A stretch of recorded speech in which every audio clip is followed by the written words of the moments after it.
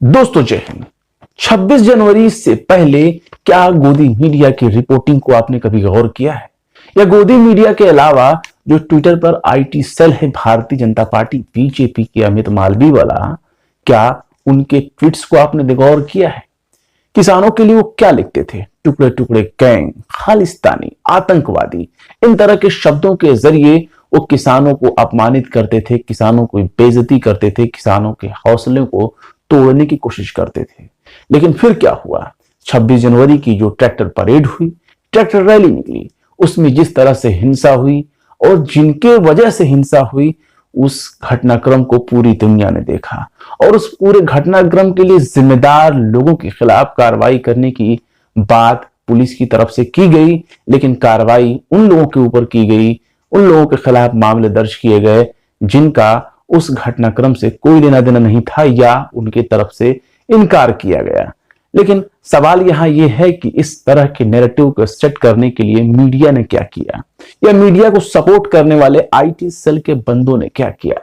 तो हम आपको एक मिसाल दिखाते हैं, हम आपको एक सबूत दिखाते हैं कि गोदी मीडिया और उनके सपोर्ट में काम करने वाले आईटी सेल के लोगों ने कैसे एक नैरेटिव गढ़ा किसानों के खिलाफ कि किसान किस तरह से जो है वो दंगा कर रहे हैं, किसान पुलिस के ऊपर अटैक कर रहे हैं, किसान पुलिस के साथ हमला कर रहे हैं, पुलिस के ऊपर हमला कर रहे हैं, पुलिस को परेशान कर रहे हैं, वगैरह वगैरह। जवानों के साथ ये किया जा रहा है, वो किया जा रहा है। लेकिन मैं आपको एक सबूत दिखाऊंगा जिसके बाद आपकी आंखें खुल जाएंगी और गोदी मीडिया के साथ साथ उन चेहरों को भी आप पहचानना शुरू कर देंगे जो हमारे और आपके बीच में, पत्रकार के बीच में बनकर भेड़िया बैठे हैं। जिक्र करते हैं आपको और एक ट्विटर हैंडल आपको दिखाते हैं। उनका नाम है रणविजय सिंह। हम इनका धन्यवाद करना चाहेंगे, वेरीफाइड अकाउंट है। इन्होंने जो सबूत पेश किए हैं ट्विटर पर वो हैरान करने वाले हैं। उन्होंने एक ट्वीट किया था और इस ट्वीट में पता है क्या इन्होंने दिखाया कि किस तरह से जो है गोदी मीडिया के लोग किस तरह से कहां कहां मौजूद हैं, आईटी सेल के लोग, और जिस तरह से वो ट्वीट करते हैं वो हैरान करने वाला है। रणविजय सिंह जी ने लिखा है कि सारे एक ही जो है पत्रकार हैं, ये सारे के सारे एक ही चैनल के पत्रकार हैं, एक ही जो है आईटी सेल के पत्रकार हैं। या कहने का मतलब साफ तौर पर यही है। और रणविजय सिंह ने इसमें क्या दिखाया है, एक ट्विटर उन ट्वीट्स को दिखाए हैं जिसमें बकायदा जो है किसानों के खिलाफ एक नैरेटिव सेट किया गया, एक बायस जो है वो ट्वीट किए गए। उसमें क्या लिखा गया, और ये सारे ट्वीट्स करने वाले लोग एक ही शब्द एक ही चीज को लिखते हैं, लाइन बाय लाइन, वाक्य को, और बकायदा एक एक कॉमा, फुल स्टॉप, हर तरह से वो एक ही ट्वीट को करते हैं और सबकी बातें एक ही है, अलग कुछ भी नहीं। और लिखते क्या है जरा इस पर भी गौर करिएगा। आज रिपोर्टिंग करते समय इन तथाकथित किसानों का जो तांडव देखा वो आपने पत्रकारिता कैरियर में कभी नहीं देखा। यानी अपनी व्यथा सुना रहे कि अपनी पत्रकारिता कैरियर में हमने किसानों का ऐसा तांडव नहीं देखा, वो भी तथाकथित किसान का इस्तेमाल किया गया है। आज उन्होंने मुझ पर भी ट्रैक्टर चढ़ाने की कोशिश की, अश्लील हरकतें और बदसलूकी की गई, माइक को छीन कर तोड़ने की कोशिश की। ये किसान संगठन है या कोई और संगठन? गौर करिएगा, ये सवाल उठाया जा रहा है कि ये किसान संगठन है या कोई और संगठन। लेकिन इन चीजों को ट्वीट करने वाले कौन थे? पहली बार जब आप देखेंगे तो कहेंगे वाह, ये तो एक पत्रकार है, एक रिपोर्टर है जो फील्ड में, यानी कि जो स्टूडियो के बाहर फील्ड में हालात को कवर करते वक्त जो घटनाक्रम घटा उसको बेचारा बयान कर रहा है। लेकिन सोचिए, अगर कोई एक बंदा होगा तो एक लिखेगा, दो नहीं लिखेगा, तीन नहीं लिखेगा। लेकिन हम आपको गिना देते हैं किन किन लोगों ने लिखा, हम इनका जो है बकायदा नाम पढ़ के बता देते हैं। एक है धर्मेंद्र मोहन सिंह, इन्होंने भी यही ट्वीट किया और ट्वीट पढ़ने के बाद ऐसा लगता है जैसे किसी महिला ने ट्वीट किया है, लेकिन फिर भी इन्होंने पुरुष होकर महिलाओं वाली फीलिंग इनके अंदर आ गई। दूसरे की बात करते हैं, भरत लाल, ये भरत लाल है, इन्होंने भी यही ट्वीट किया। फिर है चंद्रमोहन कौशिक, इन्होंने भी ट्वीट किया। नेहा जोशी ने भी वही ट्वीट किया, वही चीजें। फिर बात करते हैं डेली हलचल न्यूज नाम के एक ट्विटर हैंडल है, इन्होंने भी यही ट्वीट किया, अपनी व्यथा बताई कि हमारे साथ ये हो गया। निवेदिता, इन्होंने भी यही बात लिखी। फिर है भीमराज सहरावत, इन्होंने भी वही बात लिखी। फिर उसके बाद आगे बढ़ते हैं पूजा पांडे। ये तमाम तरह के लोग, चाहे असली कहें चाहे नकली कहें, लेकिन जो भी कहें नकली ट्विटर हैंडल ही हम इन्हें कह सकते हैं, क्योंकि एक ही ट्वीट को कॉपी करके कई लोग अपनी व्यथा बता रहे हैं। चलो भाई, किसी एक, मान लो सपोज दैट पूजा पांडे के साथ ये घटना घट गई, ठीक है, या निवेदिता के साथ, लेकिन वही घटना को ट्वीट करना, शब्द शब्द, word to word, line by line वही शब्द लिखना और अपनी व्यथा को दिखाना कि भाई देखो मेरे साथ किसानों ने ये कांड कर दिया और मेरे साथ बहुत गलत हो गया, अब मैं क्या करूं, अपनी परेशानी बता रहे हैं। लेकिन होता क्या है, पोल खुल जाती है। भाई लिखने वाली तो एक महिला का है, पूरे अगर आप ट्वीट को पढ़ेंगे तो लगेगा कि किसी महिला रिपोर्टर ने लिखा है, लेकिन उसे ट्वीट करने वाले पुरुष भी हैं। यानी कॉपी पेस्ट करने वाली काम की गई है, यानी कट पेस्ट किया गया, कॉपी पेस्ट किया गया और बस शेप दिया गया दिखाने के लिए कि देखो भाई हमने ट्वीट कर दिया, अपनी परेशानी, अपनी दुख मुसीबतों को हमने जनता में सार्वजनिक कर दिया कि देखो ये तथाकथित किसान हमारे साथ क्या कर रहे हैं, हमारे साथ बदसलूकी कर रहे हैं, छेड़खानी कर रहे हैं, माइक छीन रहे हैं, तोड़ने की कोशिश कर रहे हैं और ट्रैक्टर चढ़ाने की कोशिश कर रहे हैं। छी, ऐसी घटना तो कभी हो ही नहीं सकती कि किसान इस तरह का कार्य करें। लेकिन फिर भी हम चूंकि इनको एक्सपोज करने के लिए ये अपना एपिसोड बना रहे हैं, तो इसलिए ये भी जरूरी है कि इसके आगे की भी घटनाक्रम को देखें। बहरहाल आगे बढ़ते हैं। अनुज चौधरी नाम के एक पत्रकार हैं, इन्होंने भी, चूंकि जो हमने पहले बताया था रविंद्र रणविजय सिंह ये भी पत्रकार हैं और ये अनुज चौधरी ये भी एक पत्रकार हैं, इन्होंने भी एक ट्वीट किया है और ट्वीट में उन्होंने उन ट्विटर हैंडल्स को एक्सपोज किया है जो किसानों के खिलाफ नैरेटिव गढ़ने में सबसे आगे नजर आ रहे हैं। और क्या लिखा है, ये संयोग है या प्रयोग, यानी कि ये संयोग है या प्रयोग, इसी को लेकर इन्होंने लिखा है। और इसमें दिया है कि 4 लोगों ने बकायदा एक ही ट्वीट को लिखा हुआ है, शब्द से शब्द, यानी कि अगर उसमें फुल स्टॉप को लेकर के, कॉमा को लेकर के कोई गड़बड़ी है तो भी उस गड़बड़ी के साथ ही लिख दिया गया। चूंकि आप जानते हैं कि आईटी सेल के लोग कितने पढ़े लिखे होते हैं।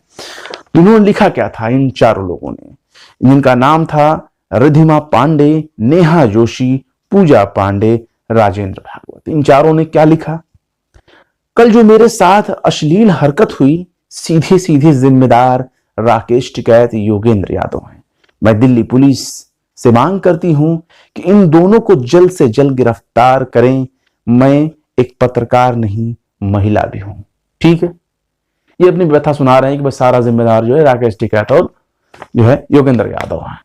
अब ये जब ये दोनों हमारे जिम्मेदार हैं, मेरे ऊपर अटैक के, मेरे ऊपर हमले के, मेरे साथ बदसलूकी के, मेरे साथ अश्लील हरकतें हुई, इन्होंने बकायदा ये लिखा है। और लास्ट में इन्होंने ये लिखा है कि मैं एक पत्रकार नहीं, महिला भी, यानी महिला के साथ एक पत्रकार के साथ एक महिला भी है, इसी व्यथा को ये सुना रहे हैं।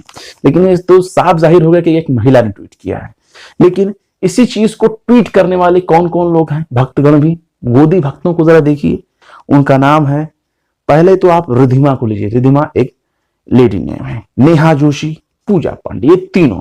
लेकिन जो चौथा नाम है राजेंद्र भागवत, ये राजेंद्र भागवत तो पुरुष है, फिर इसने क्यों ट्वीट कर दिया, गलती हो गई। और यही लूप होल है इनके पोल खुलने का, ये किस तरह से ये लोग गड़बड़ियां करते हैं।